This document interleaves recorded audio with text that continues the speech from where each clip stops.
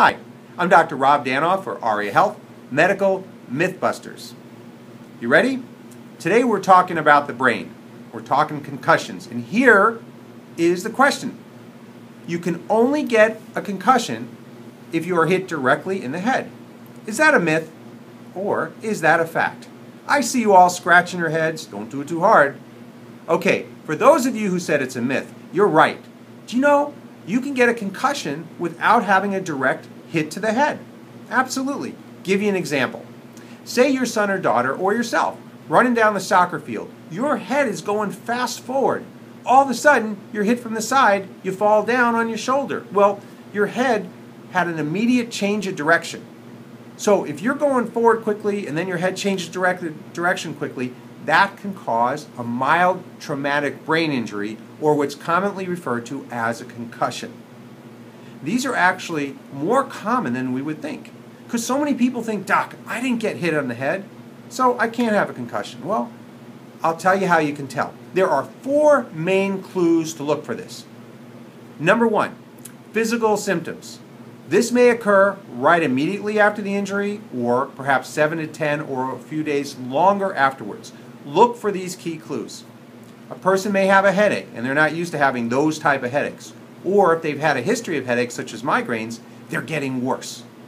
A person may lose their balance, or have problems with dizziness. A common finding is they're sensitive to light, movement, or sound. So someone may complain, Doc, I get dizzy when I watch television. It really bothers me. Another symptom, a person may have trouble walking straight. So those are some physical symptoms. But there's number 2. There are symptoms of your mind. You have thinking symptoms. What does that mean? You have trouble learning new information, trouble remembering information, trouble reading and retaining. So there's a difficulty in thinking. You might even have problems filling out forms, writing down your name and address, calculating in your checkbook. These are all thinking symptoms that can occur after a concussion. But there's also number 3, mood symptoms.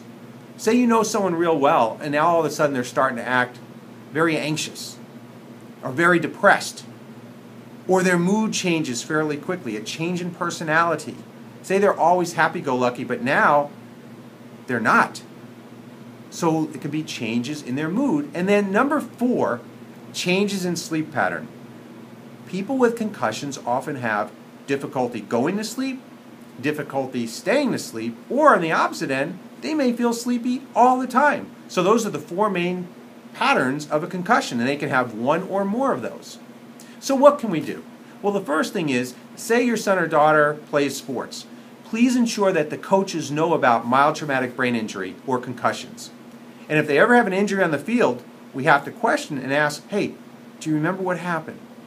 Do you remember how it occurred? Do you remember the playbook? What was that play?